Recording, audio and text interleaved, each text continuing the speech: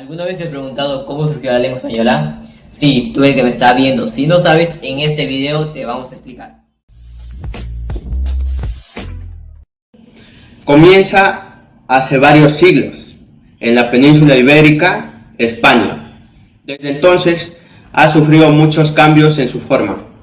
Por ejemplo, el español es una lengua romance derivada del latín. Posee rasgos de diferentes lenguas que se hablaron en la península ibérica antes de la conquista romana, además de los visigodos y árabes.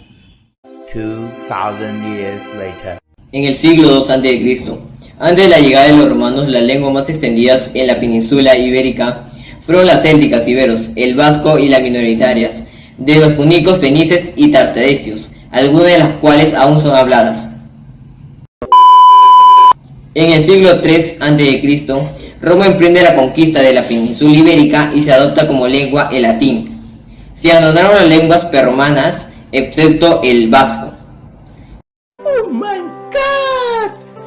Wow! Siglo V. Los pueblos germanos invaden el Imperio Romano de fragmentación del latín. Llega a la península ibérica los visigodos, que adoptan el latín como lengua oficial. En el siglo VIII se produce la invasión árabe. Se integran términos de origen árabe como acequia, azúcar, cifra, alcachofa, álgebra, etc.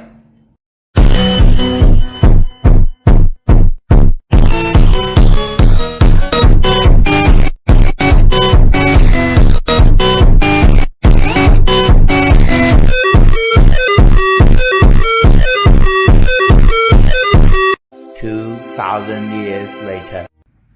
En el español medieval se origina una franja vecina del País Vasco que ocupa la parte de Rioja, Burgos, Cantabria. Desde una zona se expande por la península ibérica siguiendo los avances del Reino de Castilla.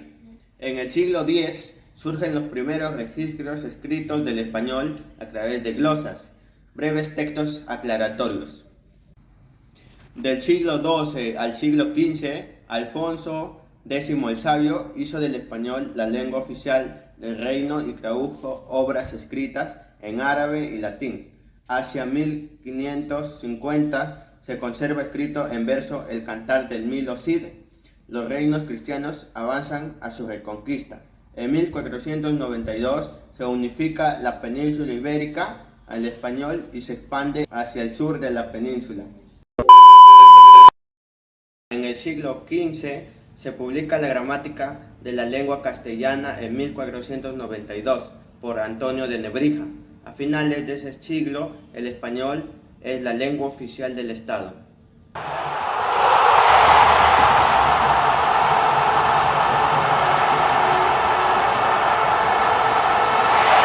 Del año 16 al año 17 se dan los siglos de oro. Se da una mayor contribución por parte de los humanistas en la difusión de gramática y diccionarios. Alcanza su mayor emprendedor, con obras de autores como Fran Luis de León, Miguel de Cervantes, López de Vega, Luis de Gorgora, etc.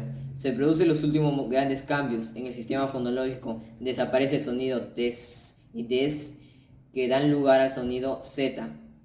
Inicial, la gráfica X, G, Y, J suena como la actual J, etc. Se inicia la colonización de América, se integran palabras oriundas del nuevo continente, tales como el choclo, ají, tamal, cancha, tomate, maíz, alpaca, etc., conocidos como los americanismos.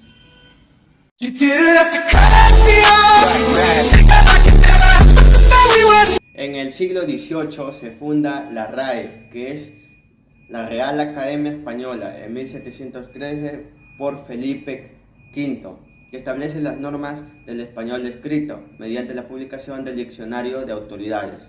La ortografía y la gramática se produce una regulación ortográfica.